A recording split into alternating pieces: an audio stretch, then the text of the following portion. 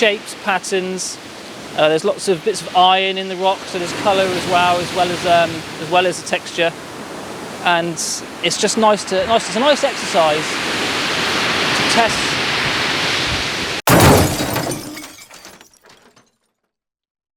What is up, YouTubers? Welcome to another video. I'm very excited for this video. As you can see from the clip you just seen, it wasn't all plain sailing, but the M50 did survive, so don't panic. The Photoninja on YouTube will continue. Surprisingly tough, them little Canon M50s. What I wanted to do was to jump in here and just announce a very exciting giveaway I've got going on. It's with Vallerret gloves. Amazing company, amazing quality, and really have transformed my photography. I'm always forever taking gloves on and off so I can operate my camera or touch my phone. And the guys at Vallerret and the girls at Vallerret have sorted out that problem with a fingerless and thumb, the forefinger with the magnets. If you can see that. If you haven't, that's what they are. I'll put the details all down below so you can check them out. I've been using the version 3 mark-offs, which you'll see in this video and in the last few. I've got hatchets as well, which are slightly warmer, a leather-based glove. But the plan is, watch the end of this video and I'm going to do a little voiceover just explaining how you enter the competition or the giveaway to win a pair of gloves of your choice. I will pass on the winner to Carl at Vallerret, and then you can go through the process of choosing a pair of gloves for your choice. So thank you. It's a giveaway. I really want to do more of these because I really want to give back to people, people that support, you guys that support my channel. I'm very grateful to Vallerret for supplying me with some gloves and giving the opportunity to do this, to give back to you. So thank you so much to Vallerret and to you guys, and I really hope the lucky person who wins a pair of these gloves will be very happy, I'm sure. And yeah, right. Make sure you watch the end of the video for a chance to enter, and I hope you enjoy the video. Ciao.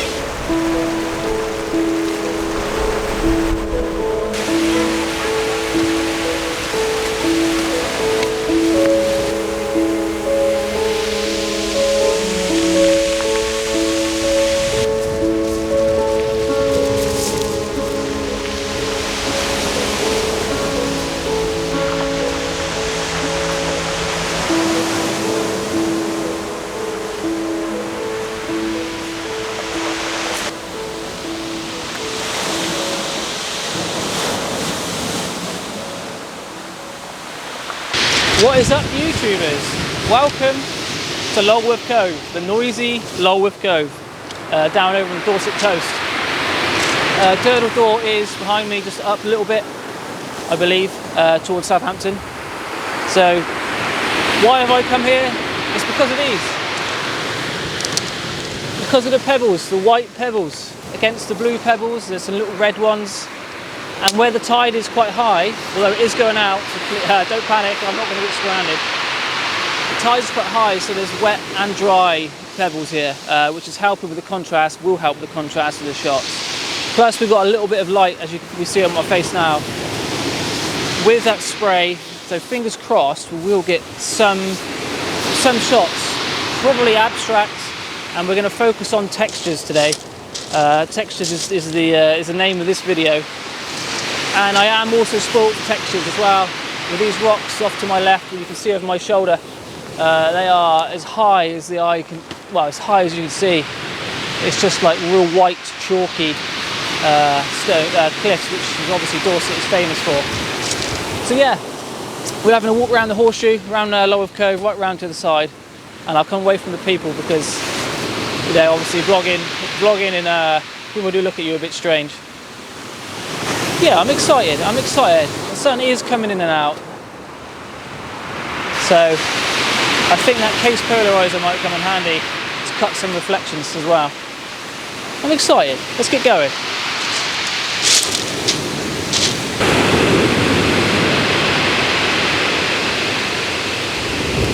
So even the mud behind me looks incredible. Especially when just a minute ago I had a little bit of light on it. But there's so many textures and shapes and different colours. It really does open your eye to shooting the ordinary things that you walk past.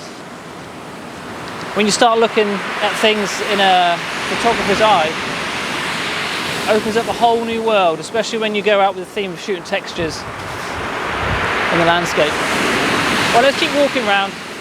There's a couple of nice rocks down here that I can see from a distance. It might be cool for minimal long exposure.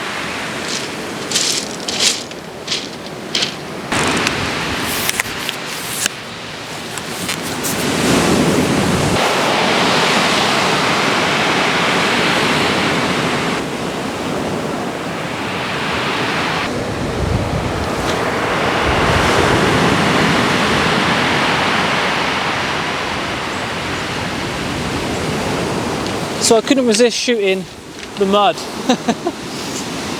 It's just such a lovely shape, and because I've sort of shot this at an angle and looking across the sort of muddy cliff, I'm not looking sort of square on, which is compositionally is working better, but it's causing me focus issues because obviously I've got depth of field. I'm around 100 mil and I'm probably a metre away from the mud, so like I said, it is causing depth of field issues, but I'm just going to focus stack. I've taken 3 shots: foreground, middle ground, far distance, which actually is only in the space of a couple of foot. Around 125th a second, f16, and we're shooting ISO 100. And I am waiting in between lulls because the wind is buffeting the legs of Nicky. Doesn't matter how sturdy your tripod is, obviously the higher you go, the more buffeting you're going to get in them big legs. So yeah, not a bad shot, and we have made it a little bit away around the beach, but not we haven't made it to them rocks yet. So it does fit in with the theme of the video though, textures, and just look at the ordinary scenes. This is just a muddy, and I mean a muddy cliff. It's not even a nice section of cliff, it is just a section of mud, and it still offers opportunities to take images. So really just think outside the box and take some images, and by doing that as well you're going to come away with something completely different to what everyone else takes at Lulworth Cove. I would guarantee you 99 out of 100 people will not be photographing this muddy patch, but I like it. So here you can see the image that I'm shooting. I'm shooting across the scene. I'm not shooting head on, which is creating depth in my shot, and I'm using the natural way that this line here leads you in, so it's making the shot more interesting in my opinion. And then we've got colour and contrast, so we've got green rocks throughout, a little bit of sort of a grayer colours here, and then obviously this patch here which is in my foreground. So the image has got layers, but again it is just a piece of mud.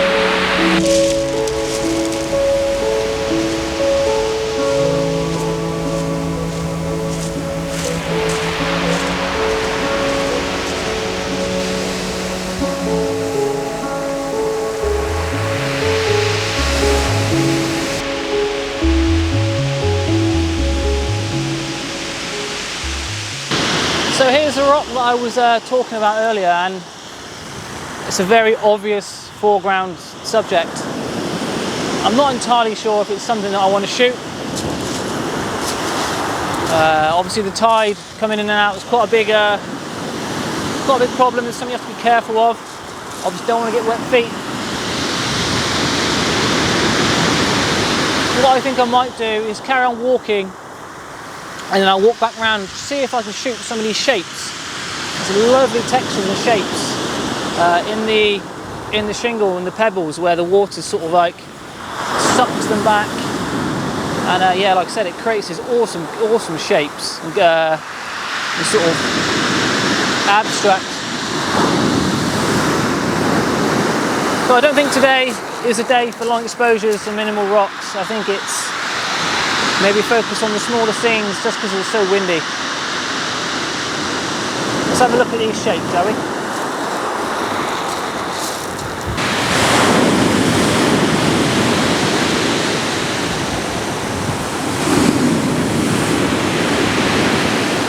So the shapes are so hard to shoot because obviously the tide's moving in and out, and it's happened so fast, and it's changing every time a wave comes in.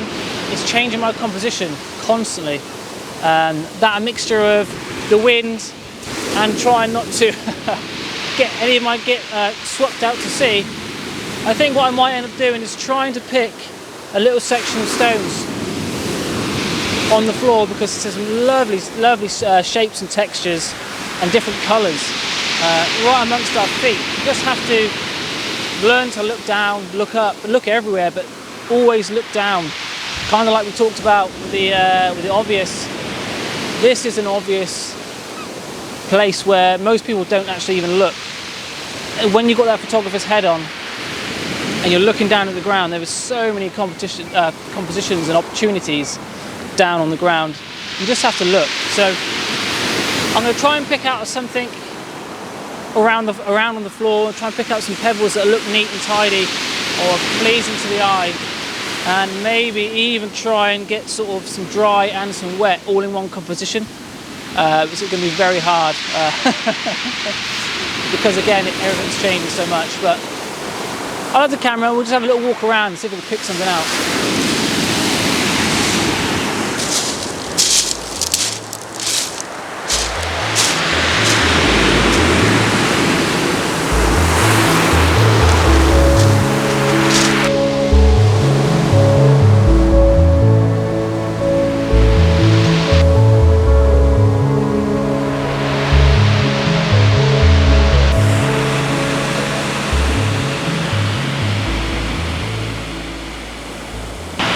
Well, I've finally found a composition and I haven't been washed away, although my route back up the beach is slowly disappearing, and I may have misinterpreted the tide times, but I am quite lucky. I can get up at the cliff. It's not very steep and I can go around the top. What I have found here, anyway, talking of compositions, is a collection of white stones, pebbles, and a nice little red pebble in the middle, which I'm assuming is like a piece of brick or something that's eroded over time. And I placed that right in the middle, and I've got a lovely little collection of different multicoloured stones around the outsides. Got loads of little nooks and crannies in this image, so there's plenty to look at. But it is quite arty, quite abstract, and I'm very excited to get home and edit this shot. So I think I'm going to finish the video here and just say thank you so much for watching. Thank you to everyone who supported me in 2021. And I will be shooting more coastal things now we're in 2022. Just because I have missed the sea. I absolutely love the sea. I do love the woods, but the sea is a special place. There's so much power, although it's difficult to shoot. But yes, I'm going to end the video there before I get washed away. Thank you so much for watching. I really hope you enjoy these shots I've taken this morning, and I'll see you next week. Ciao. So thank you so much for watching this week's video, and I hope you enjoy the images that are playing now. But if you want to be entered into the Vallerret glove giveaway, then all I want you to do is to subscribe to my YouTube channel and follow me over on Instagram. I'll put my link down in the description. And comment on this exact video. Just let me know what you think of the video.